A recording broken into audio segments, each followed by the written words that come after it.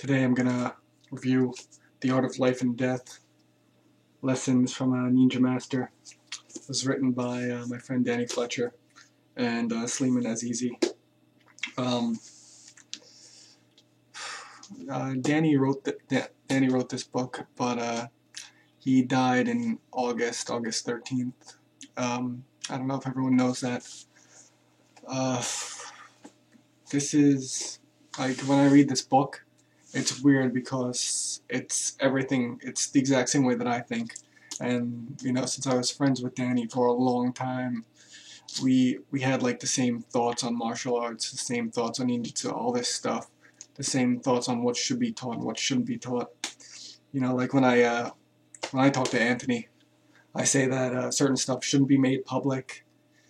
That's like why I don't like certain things being shown generally, because people like Greg, people like Chris Jacobson, they don't deserve to know this stuff, and especially random students don't deserve to know this stuff, and they shouldn't know this stuff because it's dangerous. And Danny talks about it, and he specifically quotes Soke when saying that certain things shouldn't be taught because they are too dangerous, and it's just a way of martial arts. And Danny makes the same comments that I do. Like whenever someone talks to me and says, martial arts is for, making yourself a better person or something like that, my response was always, you can't be a better person if you're dead. Because martial arts are for, firstly, not dying, and then two, killing people, and then anything else is just a benefit. So, this book is just, it's not like you're going to read this book like a Shuriken book and learn how to perform techniques. This is philosophy, and even in the way that it says in here, it's not for a lot of people. But it's definitely, I still recommend it for anyone to go out and buy and read, because this type of information you're not going to get unless you spend a long time learning. He talks about what is and what isn't a ninja weapon. And, Anthony says there's no such thing as a ninja weapon. I say there's no such thing as a ninja weapon, but there is such things as ninja weapons. But it's the way that the word is used. Because, ninja, you wouldn't say weapon, you would say tool, first of all.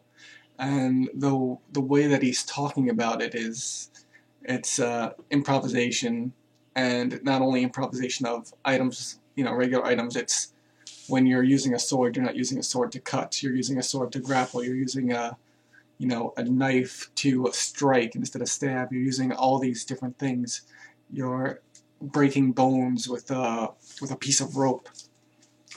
This is just, the way that I would describe this is, it's similar to the way that Understand Good Play was written, how it's more like a compilation of little tiny pieces of thoughts, no long huge paragraphs and all that kind of stuff, just ideas that you have to actually train to be able to apply to your training.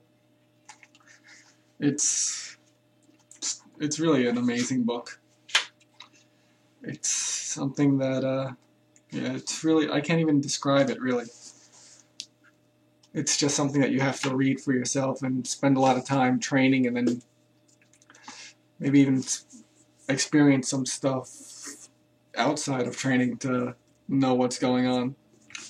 It was weird though, because when I first got this and I opened it up, in the first page, it's written, dedicated to all the people who have died, and names like, Abby Allen, Kathy Baylor, Mark Hodel, Dick Severin, if you know who they are, obviously. And then it's weird that Danny died died so soon to this book being released. But I can't even really describe much else about it. It's just amazing. It's awesome. It tells you the philosophy that you need to know about how there's constant change and everything, how you're throwing yourself away. It describes basically what you don't expect, but what happens when you train in martial arts, specifically in ninjutsu. how you have to learn that nothing is what it's supposed to be, and everything is constantly changing, and if you think you're right, you're wrong. But buy it.